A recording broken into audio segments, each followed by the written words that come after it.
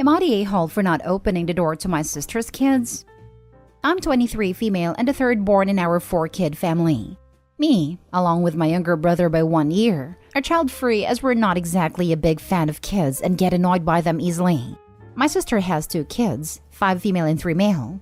They're alright, but their constant screaming and crying gets on my nerves. They're also very spoiled and don't like the word no. I have said many times that I'm not good with kids. I don't really want to look after any as I get annoyed by them easily, but I just got shrugged off. My sister found that trend on TikTok, where parents leave their kids outside of a family member's house, knock on the door and get in the car and only leave when the door opens and leaving the kids there. She finds it funny while I don't. I think it's inconsiderate and also dangerous. My sister laughed at me and said, "Maybe I'll do this on you." I told her not to because I won't answer the door even if I was inside. She told me that she'll just leave the kids there and I'll be forced to look after them. I said that I still wouldn't open the door and would call the police on her. She just laughed it off. I had a weekend off from work and planned to enjoy it by relaxing in my apartment where I turned my second bedroom into an art studio and planned to do some art pieces and working on my story. I woke up on Saturday morning quite early and enjoyed the peace and quiet until I got a knock at my door. I have a camera outside of my door facing it just in case something bad happens, and there's an app for it on my phone. I checked and saw that it was my sister's kids. I knew then that she was trying to pull that stupid TikTok trend and got angry. But I kept my word like I told her before and didn't answer the door.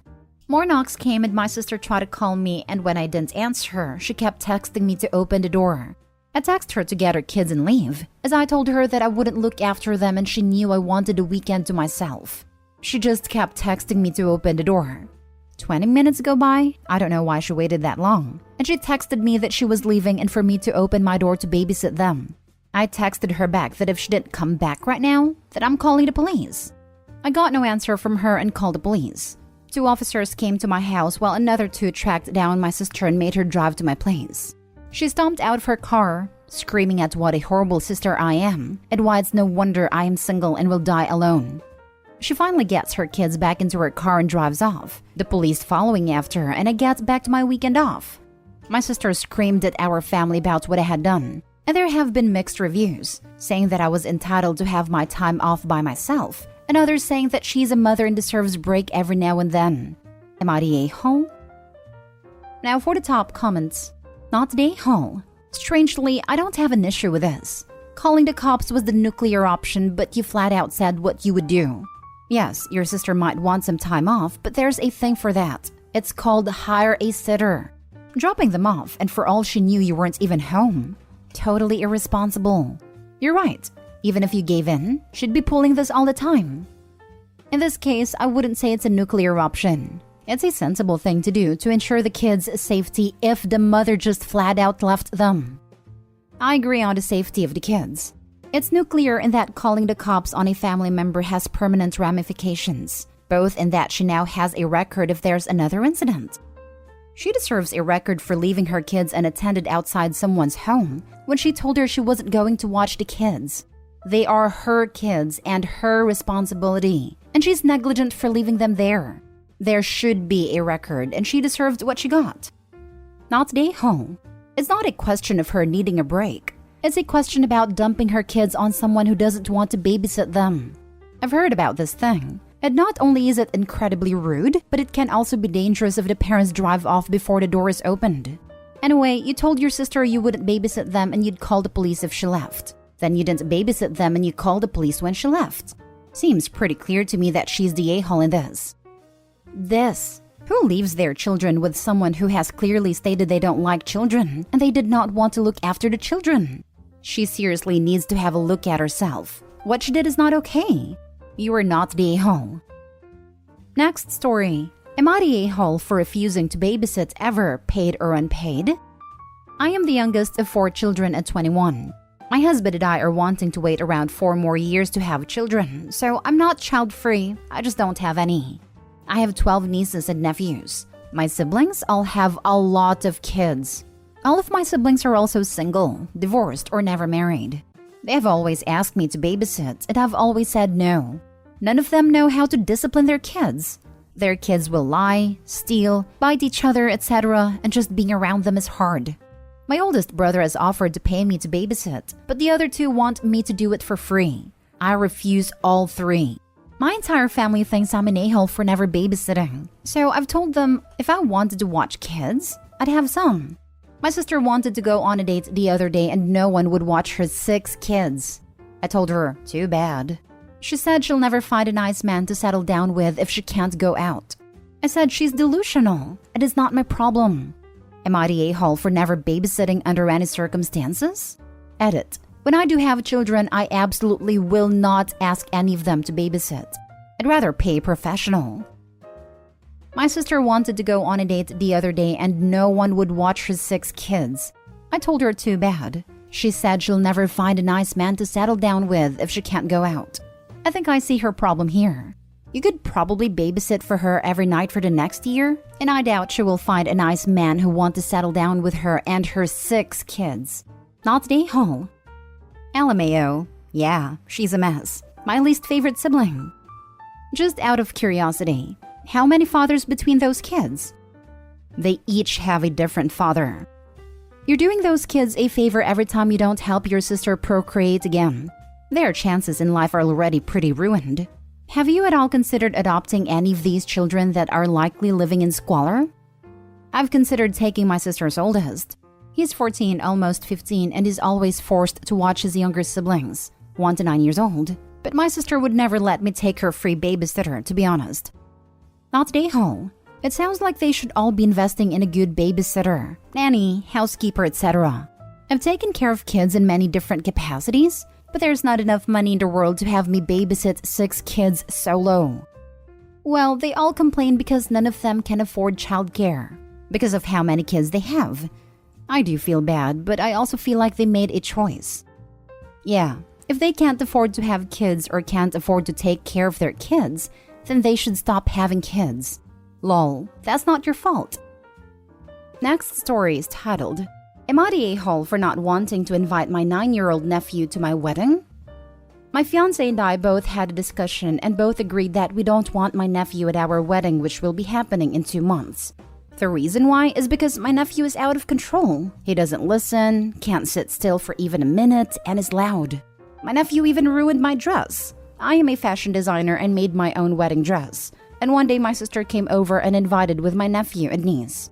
I invited them both in, but told them all to not go in my office as I'm working on something in there, which was my dress. My nephew goes in there and cuts my dress with a pair of my fabric scissors on purpose, while I was in the kitchen getting them some snacks and my niece was playing with my daughter. My sister didn't even make him apologize and blamed it on me for leaving my scissor in the open in a room he wasn't even supposed to be in. There have been many times where my nephew been banned from events because of his behavior. My sister has a hard time even getting babysitters for him, and my nephew even gotten suspended from school on multiple occasions. She still hasn't done anything about his behavior. When I told my sister, she freaked out saying that if her son's not allowed to go, then she won't be going. It asked me if I was banning our brother's son as well. She made a Facebook post about how I hate my nephew and I'm not inviting him to my wedding over a dress and complained to our mom. My mom agrees with my sister and says that it's unfair for me to invite my niece, but not my nephew, and that I'm gonna make my nephew feel like there is something wrong with him. My brother agrees with me and thinks it will make my sister think about actually doing something about her son's behavior, rather than pretending like there was nothing wrong. I know how my nephew is, and I don't want his behavior to risk the day I worked so hard in planning. Am I the a-hole here?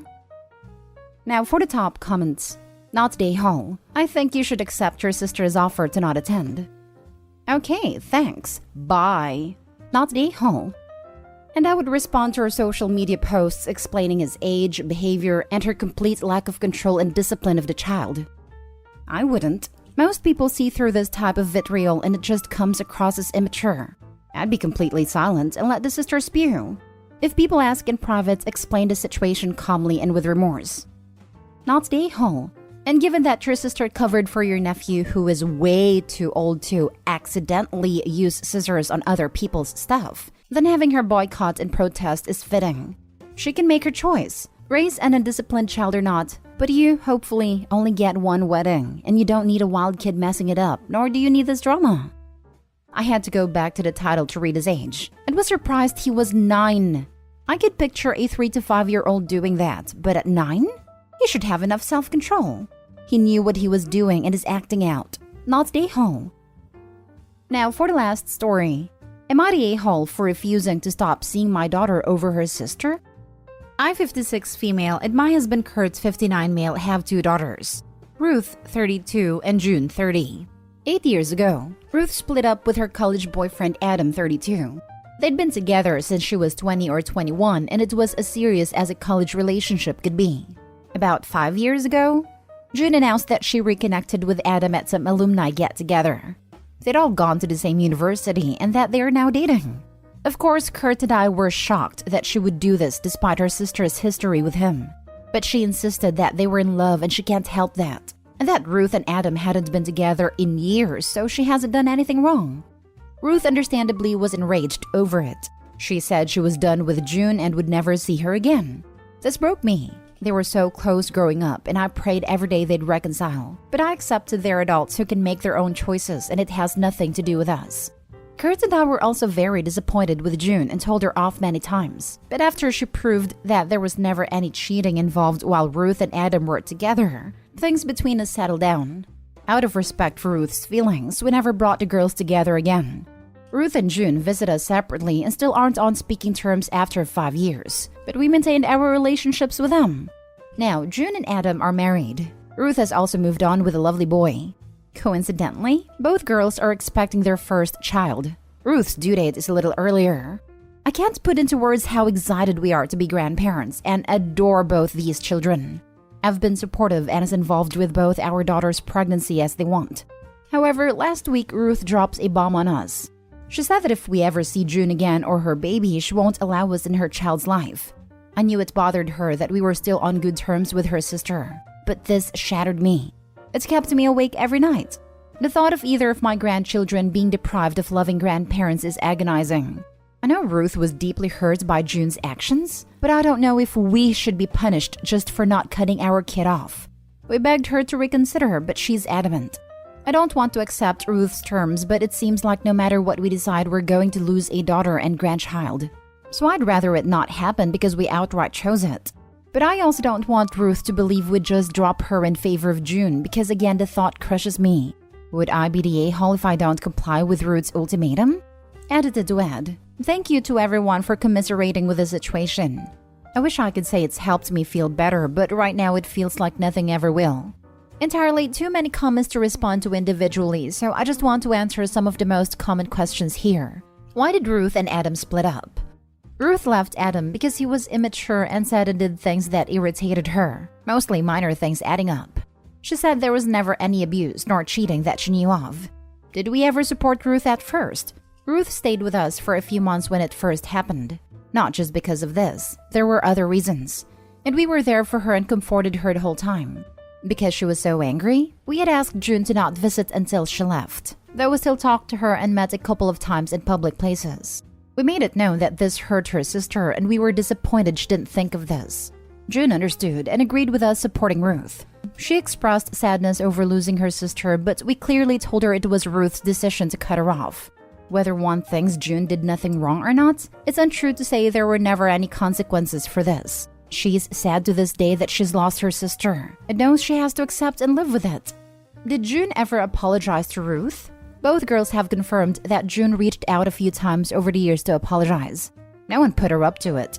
Ruth didn't forgive her and she's well within her rights not to. We understand no one can make her accept the apology. Why didn't we just cut off Adam? He's June's husband and the father of our second grandchild. They're a package deal now. Once we cut him off, we risk losing June and our grandchild anyway, which is the same as what I'm trying to prevent. Some people have said I'm an a-hole for accepting June after this and that I already chose her by not cutting her off from the start. I'm baffled that anyone would suggest I should disown a child forever over this and act like she was never ours. Not disowning June doesn't mean I chose to be her mother over Ruth. Ruth said she was just fine with how we'd arranged things for the last 5 years.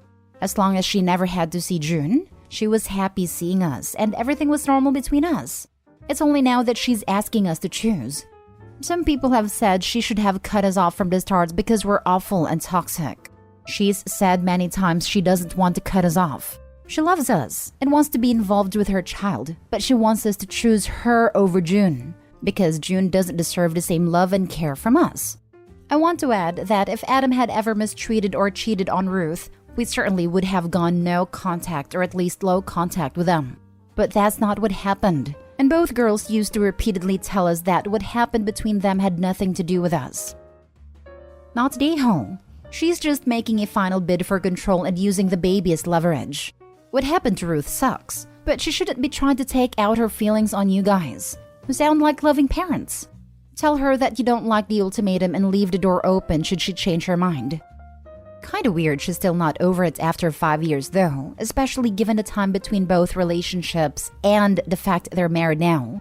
Maybe I'm being naive, having never been in a similar situation, but that just sits weird with me. I wonder what Ruth's partner thinks about it, if she has one. She can be over the ex. That doesn't mean she has to be willing to associate with someone who would betray other people in the way she sees the situation. Not Daeho. Tell Ruth that you will never turn your back on any of your children and that she's making the choice to not be a part of your life. Let her know that your door is always open, and as much as it hurts, continue to send cards, Christmas and birthday presents to your grandchild. She will most likely come around, but if she doesn't, you will know that you kept the lines of communication open while respecting her boundaries. I probably sound crazy, but thinking of this almost breaks my heart most of all. I know a few people who've been denied access to their grandkids who do this. The thought of sending gifts, cards, money, photos, etc. that will end up in some dusty box in an attic somewhere that our grandchild may never see absolutely kills me. They'll never know how much we love them and yearn for them. I'd wonder if Ruth would just throw everything away and there wouldn't even be any proof that we sent them or cared at all. If she asks us to stop sending them, we'd have to comply. But even if we get to shower June's child with love, I can never not think of the fact that we don't do the same for Ruth's.